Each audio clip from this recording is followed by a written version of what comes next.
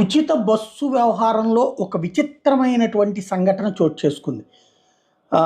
ఇంటింటికి bus ఆపాలట.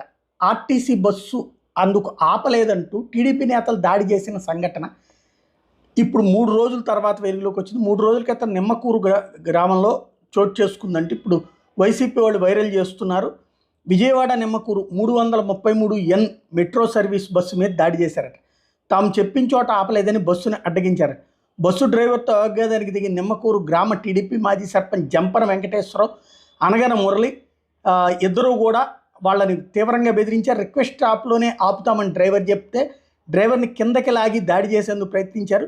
TDP నేతల దౌర్జన్యాన్ని conductor video తీసి ఉన్నతాధికారులకి కంప్లైంట్ చేయడంతో విషయం వెలుగులోకి వచ్చింది. ఇది ఇప్పుడు సంచలనం సృష్టిస్తున్నటువంటి సంఘటన.